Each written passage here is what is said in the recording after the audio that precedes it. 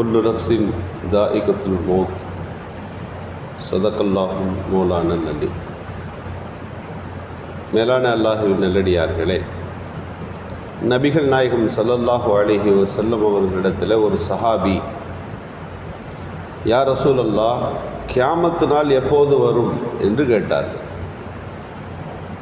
அப்போ நபிகள் ஸல்லல்லாஹு அலைஹி வஸல்லம் அந்த சஹாபியை பார்த்து கேட்டாங்க, கியாமத்து நாள் வர்றது இருக்கட்டும், அப்படி அந்த கியாமத்து நாள் வந்து விட்டால் அல்லாஹுவை சந்திப்பதற்கு, அவனிடத்தில் உன் கணக்குகளை காட்டுவதற்கு நீ என்ன நல்லமல் செஞ்சு வச்சுருக்கிறீங்க? கியாமத்து எப்போ வரும்னு யோசிக்கிறீங்களே, அப்படி வந்துட்டால் அல்லாஹுக்கு முன்னாடி நிற்க வேண்டியது இருக்கிறது அல்லவா? நீங்கள் செஞ்ச நன்மை தீமைகளை எல்லாம் அல்லாஹ்விடத்தில் காட்ட வேண்டியது இருக்கிறது. அல்லாஹ்ட்ட காட்டுற அளவுக்கு நன்மை ரொம்ப செஞ்சுருக்கீங்களா? அதை யோசிங்க. உலகத்துக்கு கியாமத்து வர்றது இருக்கட்டும், உங்களுக்கு ஒரு கியாமத்து ஒன்று இருக்குது. உங்கள் மௌத்து தான் அந்த கியாமத்து. உலகம் என்ற உருண்டை அழிந்து போவதும், இந்த அண்ட சராசரம் அழிந்து போவதும் இந்த பூமிக்குள்ள மௌத்து நாள்.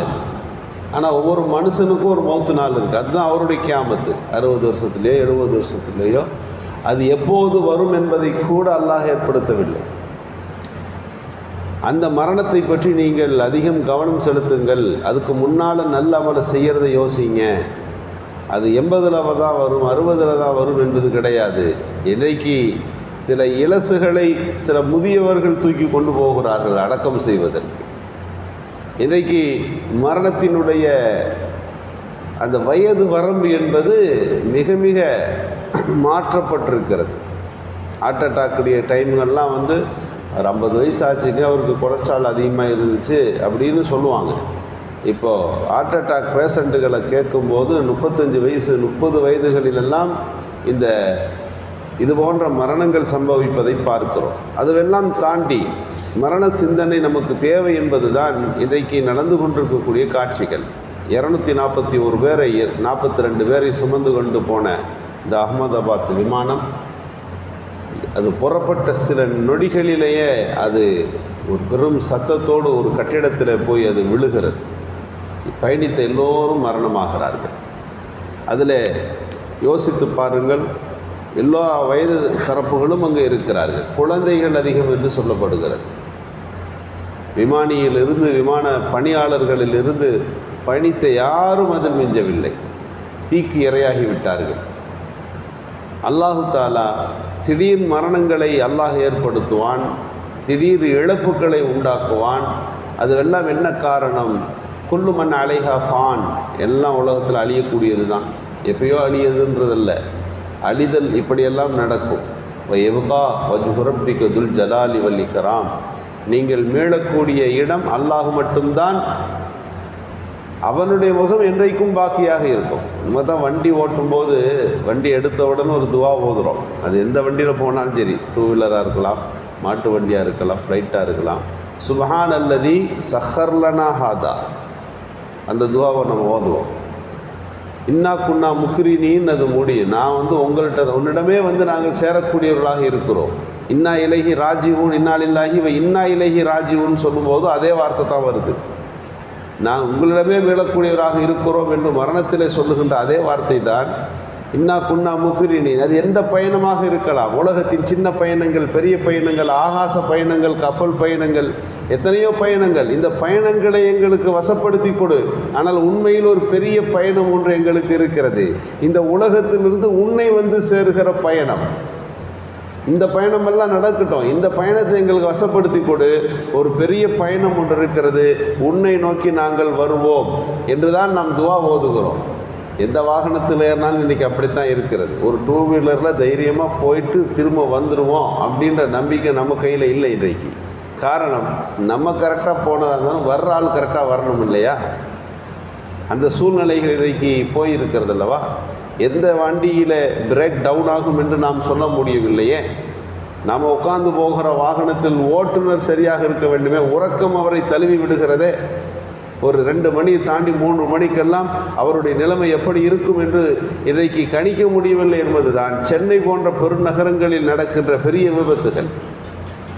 இந்த விபத்துகளை எல்லாம் பார்க்கிற போது நாம் புரிந்து கொள்ள வேண்டிய செய்திகள், அல்லாஹ் நிலையானவன், உலக வாழ்க்கை என்பது மிக மிக சொற்பமானது, நிலையற்றது என்ற பண்பைத்தான் அல்லாஹ் தாலா 240 பேருக்கு ஒரே நேரத்தில் மரணத்தை கொடுத்து இதை நமக்கு காட்டுகிறார். குர்ஆனில் ஒரு வசனம் வருகிறது.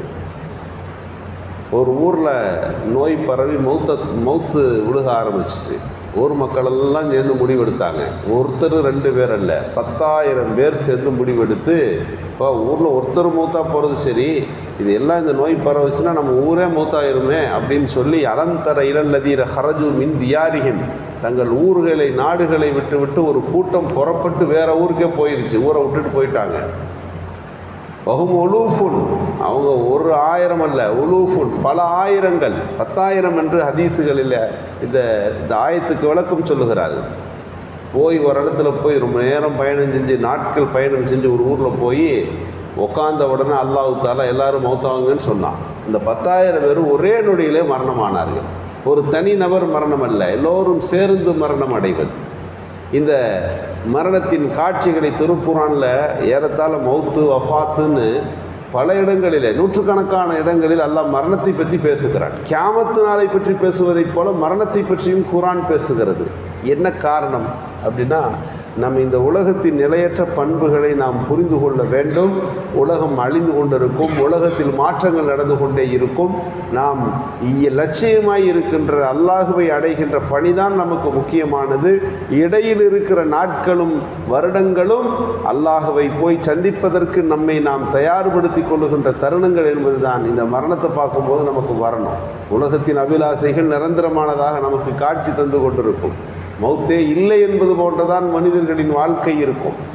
மௌத்து வரும் ஒரு காலத்தில் என்ற எண்ண ஓட்டம் இருக்கும். அல்லாஹ் இந்த காட்சிகளை எல்லாம் காட்டி எப்போது வேண்டுமானாலும் என்னிடத்தில் நீங்கள் வந்து சேரலாம் என்று நமக்கு அறிவுறுத்துகிறான். உமர் ரலியல்லாஹு ஒரு ஆள் நியமிச்சிருந்தாங்க, பெரிய ஆட்சியாளர், லட்சக்கணக்கான சதுர மைல்களை ஆட்சி செய்கிற பெரிய அரசர் ஹஜ்ரத் உமர் ரலியல்லாஹு. எப்போதும் ஏதாவது ஒரு பிரச்சனையில் உலக ரீதியில் இருப்பது. ஆனால் குறுக்க வந்து ஒருத்தர் வருவார், அஸ்ஸலாமு அலைக்கும்னு சொல்லிட்டு, இன்னல் மௌத்த கரீபன், மௌத்து நெருங்கி கொண்டிருக்கிறது அப்படின்னு சொல்லுவார். அப்பப்போ மரணத்தை பற்றி பேசிக்கிட்டே இருக்கணும். உமர் ரலியல்லாஹு ஆள் நியமித்திருந்தார்கள். அந்த மரணத்தை பற்றி சிந்திக்கின்ற போது மனித மனங்களில் உதுக்குரு ஹாதிமுல்லத்தாத், உங்கள் உலகத்தின் இன்ப சுவைகளை எல்லாம் சுகங்களை எல்லாம் உடைத்து போடுகிற மரணத்தை பற்றி அப்போது யோசித்துக் கொள்ளுங்கள் அப்படின்னு நபிகள் ஸல்லல்லாஹு அலைஹி வஸல்லம் சொல்லுவார்கள். அப்புறம் ஒரு கட்டத்தில் உமர் ரலியல்லாஹு நீங்கள் வேண்டாம், பணிக்கு வேண்டாம் என்று அனுப்பி வைத்தார்கள். அப்போ அவர் கேட்டாங்க, நீங்கள் மௌத்தை பற்றி ஞாபகப்படுத்தத்தானே என்னை நியமித்தீர்கள், ஏன் வேண்டான்னு சொல்கிறீங்க என்று சொன்னபோது உமர் ரலியல்லாஹு சொன்னார்கள், எப்போதும் என் மரணத்தை ஞாபகப்படுத்துகிற நரைமுடி என் உடம்பில் தொடங்க ஆரம்பித்து விட்டது. முடிகள் நரைக்க தொடங்கி இருப்பதே இந்த உலகத்தை விட்டு விரைவில் நீ பிரிய போகிறாய் என்பதற்கான அடையாளங்களாகிவிட்டது. இனிமே நீங்கள் சொல்ல தேவையில்லை. எப்போதெல்லாம் என் முகங்களில் என் உடலில் நரை முடிகளை காணுகின்றேனோ நான் இனி என் இறுதி பயணத்தை தொடங்கிவிட்டேன் என்பதை நான் புரிந்து கொள்ளுவேன் என்று உமர் ரலியல்லாஹு சொன்னார்கள். எனவே மரணம் குறித்த சிந்தனைகள் தேவை என்பதுதான் இது போன்ற பெரிய விபத்துக்களை நாம் பார்க்கிற போது புரிந்து கொள்ளுகிறோம். திடீர் மரணங்கள் மூலம் இந்த காட்சி தான் இந்த உலகத்தில் அல்லாஹ் நம்மை சிந்திக்க வைப்பதற்காக இதை நோக்கி நம்மை நகர்த்துகிறான். அல்லாஹு சுப்ஹானஹு வ தஆலா இவ்வுலக வாழ்க்கையின் காலங்களை அவனோட வழிபாட்டிலே கழிப்பதாக, இபாதாத்துகளை கழிப்பதாக, நாளை மறுமையின் பயணத்தை வெற்றிக்குரியதாக ஆக்கி வைப்பானாக. சுப்ஹானல்லாஹி பிஹம்திஹி.